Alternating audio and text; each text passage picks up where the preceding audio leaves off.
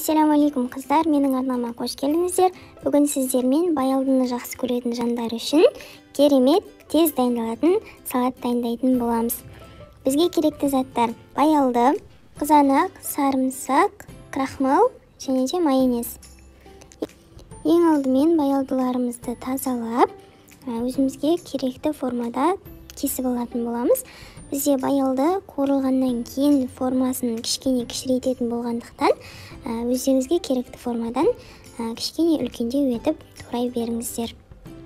Мен осылай 4 бұрыш етіп турап алдым. Осылай жасасаңыздар да керемет болып шығады.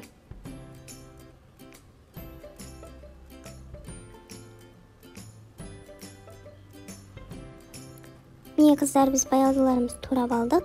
Енді салқын суымызға 1 ас қасық тұз салып араластырамыз.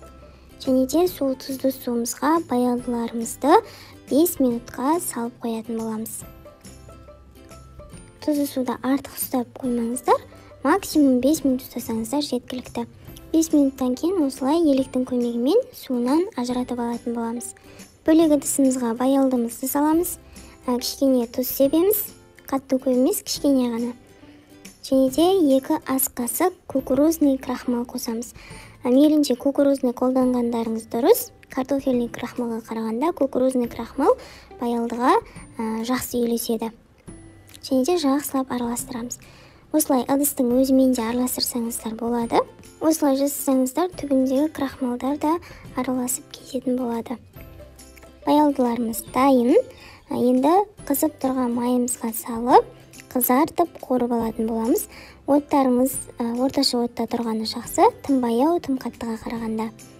Арасына араластырып тұруды ұмытпаңыздар.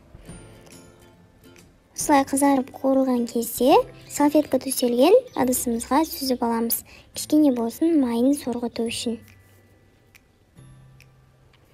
Енді қызанақтарымызды тураймыз. Мен баялды секілді 4 бұрыш етіп турадым. Өз қалауларыңыз бойынша басқа формада турасаңыздар да болады.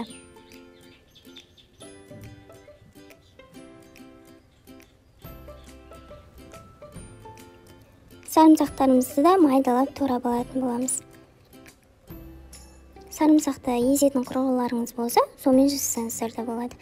Мен осылай пышақтың көмегімен майдалап ұсақтап турап алдым. Енді ыдысымызға қуырылған баялдымызды саламыз. Туралған қызанағымызды саламыз. Үстінен сарымсағымызды саламыз. Соңынан майонез қосып, жақсылап араластырамыз. Егер де тұзы кішкене аздау болатын болса, аздап тұз қосып жіберсеңіздер де болады. Неге қыздар, біздің салатымыз дайын болды. Енді әдемі ыдысымызға салып, дастарханымызға тарта берсек болады.